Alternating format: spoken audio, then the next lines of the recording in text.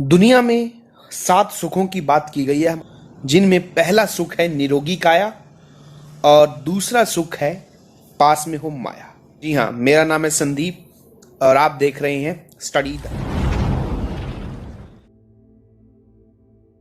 तो कोरोना बीमारी जो कोविड-19 जो वायरस है, इसमें जो हमारी निरोगी काया है वो भी रोग मुक्त नहीं होकर बल्कि रोग युक्त होती जा रही है। और किस तरीके से जो माया है वो भी अब धीरे धीरे खत्म होती जा रही है लॉकडाउन की वजह से। और किस तरीके से जो मार्केट है वो भी अब डाउन पड़ती जा रही है। एक बहुत ही फेमस कहावत आपने जरूर सुनी होगी, profit and loss always goes together. जी हाँ, कोरोना की वजह से जो कोविड-19 है उसकी वजह से जहां हमें इकोनॉमिक लॉस देखने को हर जगह मिल रहा है, चाहे वो कोई मर्जी कंट्री हो, चाहे वो फर्स्ट वर्ल्ड कंट्री हो, सेकंड वर्ल्ड कंट्री हो, डेवलप कंट्री हो या डेवलपिंग कंट्रियों में आती हो, तो इसी की वजह से कई कंट्रियों में लॉकडाउन खोलना पड़ा, जिसमें इंडिया भी आता है। तो इसमें जो सबसे बड़ी प्रॉब्लम रही वो रही हमारी इकोनॉमिक लॉसेस की। ये जो कोरोना पैंडेमिक है, इसको देखने का जो हमें चीजें मिली वो आज तक हजारों सालों में नहीं हुई कि किस तरीके से ये जो बीमारी एक महामारी का रूप फैल गई, जिसे चाइनीज वायरस भी बोला गया बाय ट्रंप, जो यूएसए के प्रेसिडेंट हैं। तो लॉकडाउन में आपको हर जगह सन्नाटा देखने को मिला। अगर इकोनॉमिक फैक्टर को भी छोड़ दिया जाए तो आप देखेंगे कि कोरोना की वजह से ऐसा नहीं है कि हमें लॉस ही देखने को मिल रहा है, यहां पे हमें प्रॉफिट भी बहुत ज्यादा देखने को, जिस पे हम आज चर्चा करेंगे कि सबको पता है इसके लॉस क्या है। जिसमें सबसे बड़ा लॉस इकोनॉमिक लॉस है, जो हमको बहुत ही साल पीछे ले गया है इकोनॉमिकली। लेकिन यहां पर बहुत सारे ऐसे प्रॉफिट भी हैं जिनको नजरअंदाज नहीं किया जा सकता, बल्कि उन प्रॉफिट पे बात की जाए तो वो कोरोना जब ठीक हो जाएगी ये महामारी, उसके बाद भी अगर हम फॉलो करें ताकि हमारे आने वाली पीढ़ी को हम कुछ अच्छी चीजें विरासत में दे सकें। तो एजुकेशन सिस्टम की बात की जाए तो आपने एक चीज नोटिस की होगी कि कई स्कूलों ने अपनी फीस माफ कर दी। जी हाँ, प्राइवेट की बात करूं तो वहां तो आपको बहुत ही कम देखने को मिलेगा कि वहां पर फीस माफ हो गई। लेकिन गवर्नमेंट जो स्कूल्स हैं या केवी की बात मैं करूं, स्टेट गवर्नमेंट स्कूल्स की बात करूं, चाहे वो हाई लेवल की बात आए, सेकेंडरी लेवल की बात आए, तो वहां पर हमें जो फीस है, मंथली फीस, वो माफ कर दी गई है। ये भी एक बहुत बड़ा प्लस पॉइंट है। दूसरी बड़ी चीज, प्राइवेट जो बड़े बड़े स्कूल है वहां पर एडमिशन फीस आपकी माफ होती हुई मिलेगी। बड़े बड़े जो इंस्टीट्यूट है, चाहे वो आईएएस इंस्टीट्यूट हो या इंजीनियरिंग इंस्टीट्यूट हो या अदर इंस्टीट्यूट हो, तो इनकी आपको सबको पता है कि इन सब की भारी भरकम फीस होती है वहां पर। और आज हम देखेंगे कि मैक्सिमम जो इंस्टीट्यूट है वो फ्री या फिर बिल्कुल नॉमिनल फीस में ही कोचिंग प्रोवाइड करवा रहे हैं। तो ये भी एक बहुत बड़ी बात है, क्योंकि कोई सोच भी नहीं सकता जिस इंस्टीट्यूट की एक बच्चे की जो टोटल फीस है वो 1.5 से 2 लाख रुपए आती है, और आज किस तरीके से वो 3 से 5 हजार रुपए, और कुछ इंस्टीट्यूट ऑनलाइन जो करवा रहे हैं वो फ्री तक में भी करवा रहे हैं। तो ये चीज हमें देखने को मिली जो कोरोना से पहले पॉसिबल नहीं थी। अगर हम यहां पर बात करें रिवोल्यूशन में, तो जियो के अंदर जियो ने किस तरीके से जो रिवोल्यूशनरी स्टेप था वो पूरे वर्ल्ड को कर दिखाया, जब इंडिया के अंदर सबसे ज्यादा जो डाटा है वो कंज्यूम किया जाने लगा। ठीक वैसे ही अब उसका स्टूडेंट्स पे भी हमें नजर आने लगा आफ्टर कोरोना कि किस तरीके से स्टूडेंट ऑनलाइन पढ़ाई कर रहे हैं, और वो भी फ्री जैसी बात हो रही है। यहाँ पे वो अलग बात है कि इंडिया में मैक्सिमम लोगों के पास जो है इंटरनेट सुविधाएं उपलब्ध नहीं है, लेकिन अगर हम महानगरों की बात करें या बड़े शहरों की बात करें तो वहां पर एजुकेशन फ्री जैसी हो रही है।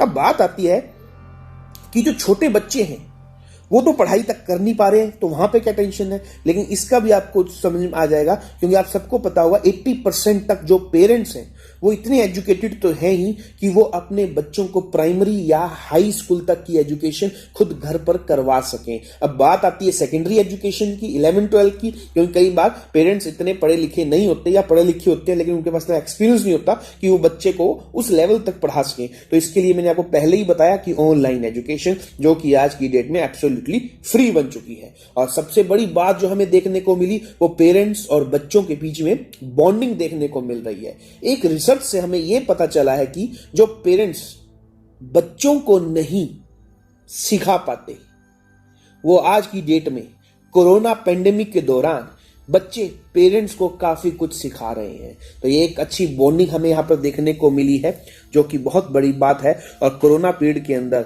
दूसरी बात कि जो स्कूल्स हैं वो ऑनलाइन करवा रहे हैं, इसके लॉसेस भी हैं, हम ये मानते हैं, लेकिन फिर भी इतनी चीजें हमें इसके अंदर प्रॉफिट भी देखने को मिली। ऐसा नहीं कि सिर्फ लॉसेस देखने को मिल रहे हैं। किस तरीके से एक टीचर काफी बच्चों को ऑनलाइन पढ़ाया जा सकता है और कितनी कम फीस में पढ़ाया जा सकता है, ये वाकई मैटर करती हैं चीजें।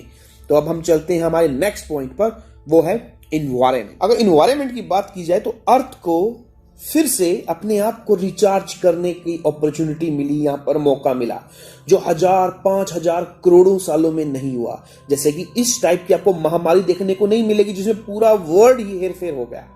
और किस तरीके से जो हमारा इन्वायरमेंट है वो इतना क्लीन होना शुरू हो गया कि जिसे आप देखेंगे कि दिल्ली की बात करें या मुंबई की बात करें, जो वहां पर एयर क्वालिटी इंडेक्स है उसमें 50-70% इजाफा देखने को मिला। मतलब वो जो एयर है वो इतनी ज्यादा क्लीन हो गई कि आप देख सकते हैं कोरोना से पहले की फोटो जिसमें इंडिया गेट भी नहीं दिख रहा है और उसके बाद की फोटो जिसमें इतनी क्लियरिटी नजर आ रही है।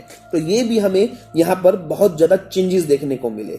और उससे भी जो बड़ी बात, जो विजिबिलिटी है, बिहार में कुछ डिस्ट्रिक्ट ऐसे हैं या चंडीगढ़ की बात की जाए वो इतनी साफ हो गई कि वहां से आपको माउंटेन रेंजेस नजर आ रही हैं। नेपाल की बात की जाए तो आपको पता होगा बिहार के पास पड़ता है, वहां से हमको एवरेस्ट टाइप के या बड़े बड़े पहाड़ टाइप के माउंटेन साफ साफ दिखने लगे हैं।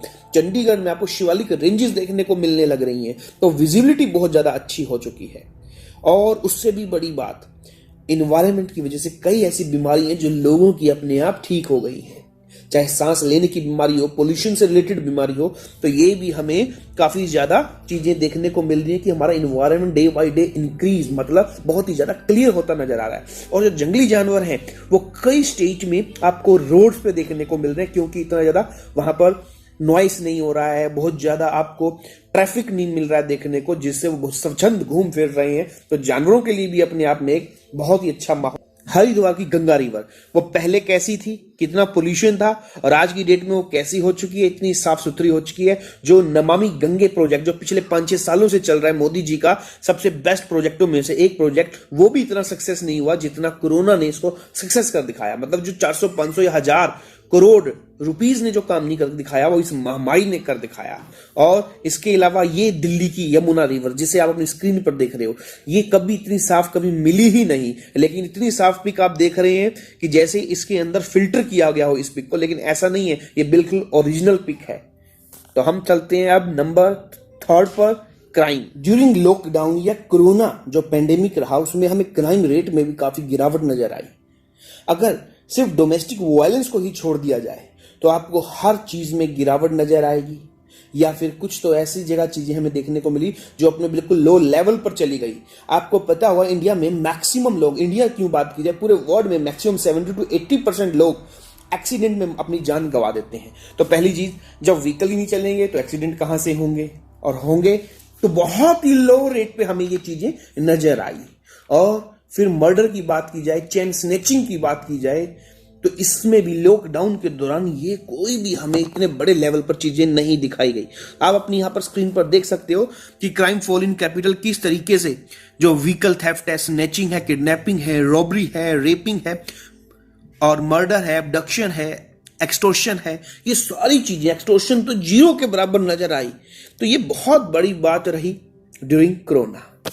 अब बात आती है स्वीट शॉप की। जैसे आप सबको पता होगा स्वीट शॉप तो ड्यूरिंग लॉकडाउन बंद ही रही हैं, लेकिन मैं यहां पर स्वीट शॉप का एग्जांपल क्यों लाए हम, क्योंकि स्वीट शॉप जिस तरीके से दिवाली के आसपास या दिवाली जैसे मंथ के आसपास उनका मेन सीजन का टाइम रहता है, ठीक वैसा ही सीजन रहा अब की बार ग्रोसरी शोरूम का। जो ग्रोसरी शॉप हैं, बहुत बड़े बड़े जो शोरूम बने हुए हैं, वहां पर हमें देख ही सकते हो क्राउड देखने को मिला। लोग लाइनों में डिस्टेंस बनाकर अपना सामान लेकर गए। तो मतलब ये उनका एक सीजन का टाइम रहा, जैसा दिवाली के टाइम में स्वीट शॉप अर्निंग करती हैं। और आप देखेंगे हर जगह इकोनॉमिक्स हमें केओस देखने को मिला, डामाडोल देखने को मिलेगा, लेकिन जो ग्रोसरी शोरूम है वहां पर ये चीज हमें बिल्कुल भी नजर नहीं आई। चलो ये बहुत ज्यादा अच्छी बात है, किसी ने तो इस चीज में चांदी कमाई। और इसके अलावा जो हमें चीजें नजर आई वो मास्क इंडस्ट्री या सैनिटाइजेशन जो कंपनी है वो अपनी पीक पॉइंट पर नजर आई। जैसे कि घर घरों में जो कुटीर उद्योग है, स्मॉल इंडस्ट्री है, वहां पर हमें जो मास्क इंडस्ट्री देखने को मिली फली फूली, ये पहली बार ही हमें पता चला कि इंडिया भी बहुत बड़ा प्रोड्यूसर बन सकता है मास्क का। क्योंकि इससे पहले हम इन चीजों के ऊपर, चाहे वो मास्क हो या फिर बात आए इसकी मशीनरी की बात आए, हम चाइना पर ही डिपेंड थे। लेकिन दुनिया में मास्क का सबसे ज्यादा जो आज की डेट में एक्सपोर्ट कर रहे हैं तो वो इंडिया ही कर रहा है। चाइनीज चाहे प्रोडक्ट्स की बात आए या चाइनीज जो गुड्स हैं उन पर बात आए, तो लोगों की धीरे धीरे उनके प्रति जो आकांक्षा है, जो इंटरेस्ट है, वो बहुत कम हो रहा है। और इंडिया का जो इंडियन गुड्स है वो बहुत ज्यादा वर्ल्ड लेवल पे, इंटरनेशनल लेवल पर बिकती जा रही हैं। और किस तरीके से local for vocal Modi ji ने एक नारा दिया था, स्लोगन दिया था, उसके तहत ये हमें कंपनियां देखने को मिली कई सारी। अगर यहाँ पर बात की जाए, आप देख सकते हो यहाँ पर जो मास्क के लिए भी स्लोगन तैयार हुआ, और सैनिटाइजर जो सैनिटेशन ये जो कंपनियां हैं बहुत हाथों के लिए, या हम किस तरीके से कोरोना से बच सकते हैं, तो ये कितनी अच्छी अच्छी ये प्रोडक्ट्स निकले और आज की डेट में वर्ल्ड लेवल पर एक्सपोर्ट भी कर रहा है इंडिया। तो ये अपने आप में हमें देखने को मिली ये चीज। तो किस तरीके से हम यहाँ पर अपनी इकोनॉमी को स्ट्रॉन्ग किया, या काफी लोगों में से की बात की जाए तो कुछ के लिए ये रोजगार के अवसर भी मुहैया करवाना शुरू हुआ corona pandemic. Work from home, जी हाँ, इससे पहले आपको देखने को मिलेगा कि बहुत ही कम जो एमएनसी हुआ करती वो ऐसा ऑप्शंस दिया करती अपने स्टाफ को वर्क फ्रॉम होम। लेकिन अब इस बार एप्पल्स की बात आए, गूगल्स की बात आए या इन्फोसिस की बात आए, बड़ी बड़ी जो आईटी कंपनियां हैं उन्होंने अपने स्टाफ के लिए भी वर्क फ्रॉम होम का ऑप्शन दे दिया, जिससे क्या हुआ, उनकी जो प्रोडक्टिविटी है वो भी बढ़ी, कंपनी के प्रति उनकी रिस्पेक्ट भी हुई। और धीरे धीरे ये चीजें अब तो ये कल्चर देखने को मिलेगा in future, work from home वाला। एक पेंडेमिक मतलब जो कोरोना पेंडेमिक किस तरीके से पूरी दुनिया को बदल दिया, चाहे वो टेक्नोलॉजी की बात हो, थिंकिंग की बात हो, या काम करने का नजरिया हो, ये सब चीजों में हमें चेंजेस दिखाई दिया। तो ये भी बहुत बड़ी बात है। और अब हम चलते हैं अपने मेन पॉइंट की ओर, इंडियन मैरिजेस। जी हाँ, इस पे बहुत ज्यादा पैसा खर्च होता था।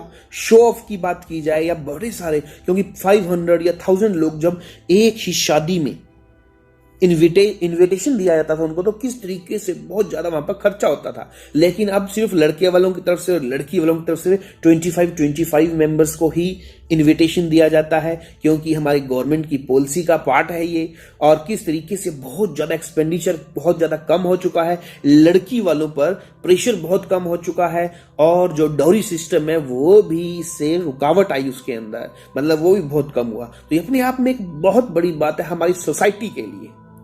तो जो किस तरीके से हमें कोरोना के अंदर लॉस ही लॉस देखने को नहीं मिले, ऐसा बात नहीं है, तो हमें यहाँ प्रॉफिट भी देखने को मिल रहे हैं। अब बात आती है सबसे बड़े प्रॉफिट की। जी हाँ, हम बात करते हैं मोदी जी की छवि, किस तरीके से जो पॉजिटिव, कुछ आपको मोदी भक्त मिलेंगे जो मोदी जी की छवि को पॉजिटिव दिखाएंगे, मतलब जो उनकी पॉलिसी है किस तरीके से उनकी फेवर करेंगे तो पॉजिटिव दिखाएंगे। और कुछ आज की डेट में हमें जो अपोजिशन वाले हैं, जो मोदी जी के खिलाफ हैं, वो इनका नेगेटिव प्रचार करेंगे किस तरीके से मोदी जी अनसक्सेसफुल रहे। लेकिन मैं इस मुद्दे पर नहीं जाऊंगा, पॉलिटिकल मुद्दा नहीं बनाएंगे हम इसको। लेकिन हाँ, इतनी बात जरूर करें, क्योंकि कई बोल रहे हैं कि पेट्रोल डीजल के प्राइस बहुत ज्यादा बढ़ा दिए, ये जो पेंडेमिक है इसको कंट्रोल नहीं कर पाए मोदी जी, और कुछ स्टेट भी इससे आउट ऑफ कंट्रोल दिखते हुए मिल रहे हैं हमें। लेकिन अब इसकी बात आती है कि इसको किस तरीके से लिया जाए। आप देखेंगे कि कुछ इस टाइप के आपको स्टैच्यू मिलेंगे, किसको आप जहां से भी आप देखोगे और आप घूमोगे तो आपको ये लगेगा ये स्टैच्यू ये हमें ही देख रहा है, ये मूर्ति जो है भगवान की, किसी गॉड की या किसी भी की जो मूर्ति में ये इफेक्ट मिलेगा आपको, वो हमें देख रही है। ठीक वैसे ही ये जो मुद्दा है, इसमें जो नेगेटिव एस्पेक्ट है, जो नेगेटिव लोग हैं, उनको मोदी जी के सिर्फ नेगेटिव वर्क ही दिखाई देंगे, और जो पॉजिटिव आदमी है, पॉजिटिव एक्सपेक्ट ही उनको मोदी जी के दिखाई देंगे। तो ये मैं दर्शकों पर छोड़ देता हूं कि वो इसमें से खामियां ढूंढते हैं या इसमें से अच्छी चीजें निकालते हैं। फिर कंक्लूजन क्या रहा, प्रॉफिट ही है या लॉस ही है, या ज्यादा प्रॉफिट है या ज्यादा लॉस है। देखिए, ये बीमारी कोई शक नहीं पेंडेमिक है। पेंडेमिक वर्ड ही अपने आप में गलत वर्ड है, रॉन्ग वर्ड है। इसमें हम जितने मर्जी प्रॉफिट दिखा दें, लेकिन लास्ट तो निकलेगा नेगेटिव ही, इसका जो कंक्लूजन होगा वो नेगेटिव ही निकलेगा। पर हां, इस बीमारी ने सभी लोगों के अंदर कुछ नैतिक मूल्यों को जरूर जगा दिया, और फिर से ये सोचने पर मजबूर कर दिया कि ये वही अर्थ है जिसे पुरानी जो पीढ़ियां हैं, जो पुरानी जनरेशन है, जिन्होंने हमको विरासत में ऐसी पृथ्वी दी थी, ऐसी अर्थ दी थी, क्या हमारी भी यही रिस्पॉन्सिबिलिटी रहेगी? क्या हम इसको ठीक नहीं कर पाएंगे? क्या इसी तरीके से हम ऐसी अर्थ अपनी आने वाली जनरेशन को देंगे? तो हमें इस मुद्दे पर सोचना पड़ेगा, तभी हमारी अर्थ रहने लायक बन पाएगी। तो आपको ये वीडियो कैसा लगा जरूर कमेंट कीजिए। मिलते हैं अपने नेक्स्ट वीडियो में, तब तक के लिए गुड बाय।